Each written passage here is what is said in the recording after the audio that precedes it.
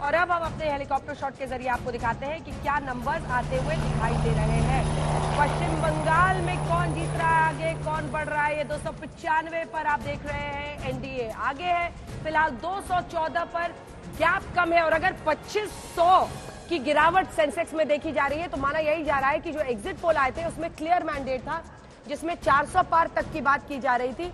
और अब बिहार आपको लिए चलते हैं जहां पर पटना से ही अब ये चौपर उड़ता हुआ आएगा यहाँ पर।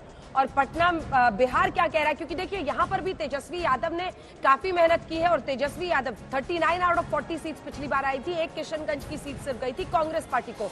आरजेडी का आंकड़ा था 0।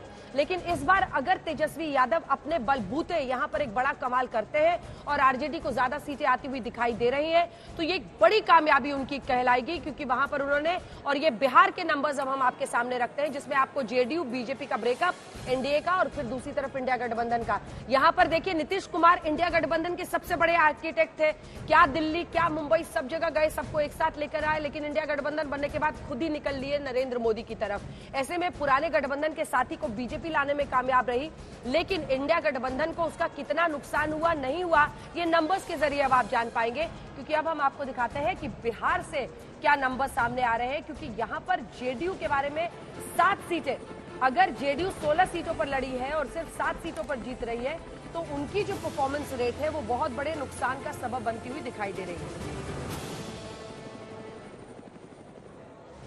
तो ये देखिए जेडीयू की सीट हम आपको बता रहे हैं कि जेडीयू रुझानों के मुताबिक सिर्फ 7 सीटों पर आगे है। तो एनडीए जो गठबंधन है जहां पर 17 सीटों पर बीजेपी लड़ रही है, ये देखिए 25 सीटें यानी 39 से फिसले, 39 से फिसले और 25 पर अटके। सीधा सीधा अभी तक के रुझानों के मुताबिक यहां पर नुकसान हो रहा है 14 सीटों का एनडीए को। और वहीं पर जो इंडिया गठबंधन है वो आपको बता देते हैं कि इंडिया गठबंधन को कितनी सीटें यहां पर आती हुई दिखाई दे रही हैं। तो अब बिहार में 39 सीटों में से इंडिया गठबंधन को कितनी सीटें आ रही हैं, आरजेडी 8 सीटों पर आगे है। देखिए तेजस्वी यादव ने लगभग डबल सेंचुरी थी ही, 250 के आसपास रैलियां की हैं अलग अलग जगहों पर।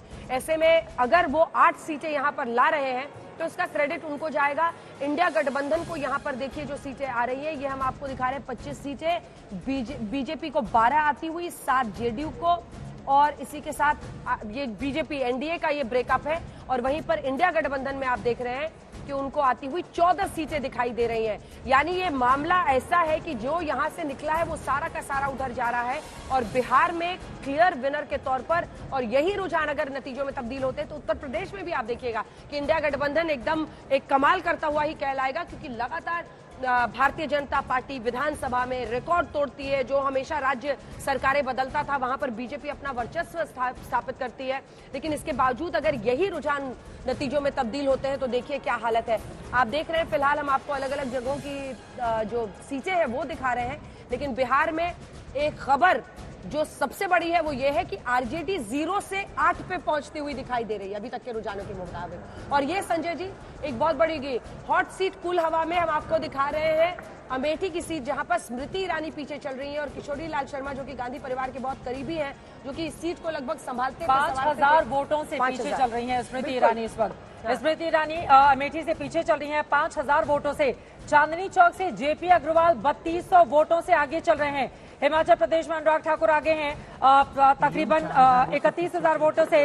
कांगड़ा से बीजेपी के राजीव भारद्वाज आगे चल रहे हैं। मंडी से बीजेपी के कंगना आगे चल रही हैं। शिमला से बीजेपी के सुरेश कश्यप आगे चल रहे हैं। हिमाचल से अच्छी खबर भले ही है, अल्मोड़ा से दूसरे चरण की मतगणना के बाद भाजपा प्रत्याशी अजय टम्टा बहुत आगे चल रहे हैं। लेकिन फिलहाल यहाँ आपको दिखा रहे हैं हॉट सीट कूल हवा में रायबरेली से राहुल गांधी आगे चल रहे हैं। दिनेश प्रताप सिंह बहुत पीछे हैं।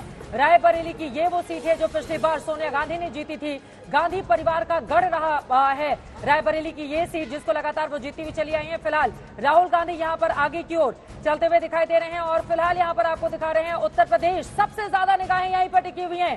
देखिए इंडिया गठबंधन 41 सीटों के साथ अपनी बड़ी बढ़त लगातार बनाए हुए है एनडीए 37 पर, यानी कि वो उत्तर प्रदेश जहां से प्रधानमंत्री नरेंद्र मोदी वाराणसी से आते हैं। गोरखपुर जो गढ़ कहा जाता है योगी आदित्यनाथ का, राम मंदिर का निर्माण करके भारतीय जनता पार्टी ने एक इमोशनल अपील जरूर की थी। राम मंदिर के मुद्दे को लेकर लगातार लोगों के बीच जाकर कोशिश की थी ये बता दें कि मैनिफेस्टो में जो चीज हम लाते हैं उसको पूरा भी करते हैं। लेकिन ऐसा लग रहा है कि उत्तर प्रदेश में यहाँ पर खेल उसका खराब हो गया है और अभी तक ये रुझान है।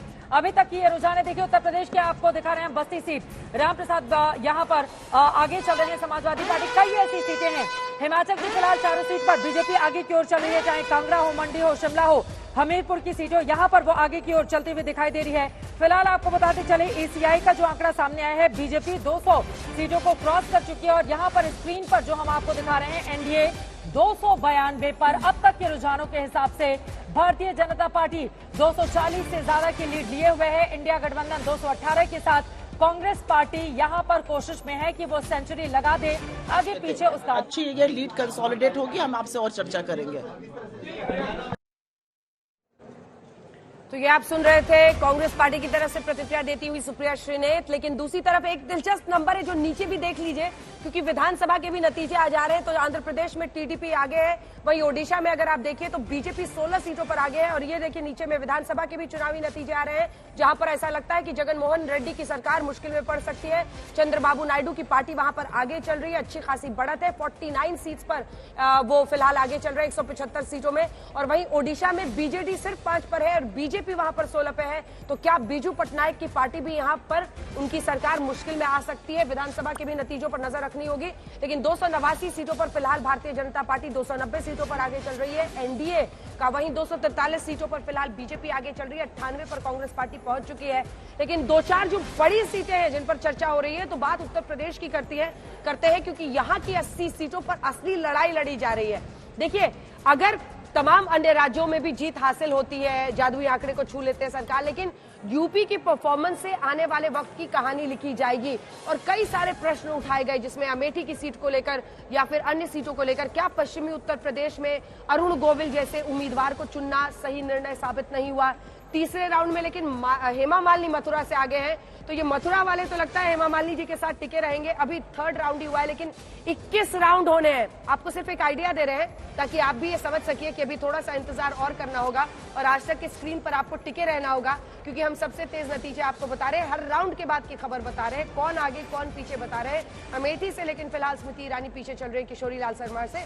लेकिन इसी के साथ पूरे यूपी की सीटें 80 अगर आप देखें, और वहां पर समाजवादी पार्टी अगर 34 सीटों पर आगे है, ये अपने आप में सबसे बड़ी खबर इस चुनाव की बनेगी, अगर यही अनुमान आने वाले वक्त में नतीजों में तब्दील होते हैं, क्योंकि अखिलेश यादव की परफॉर्मेंस की चर्चा सीधा होगी।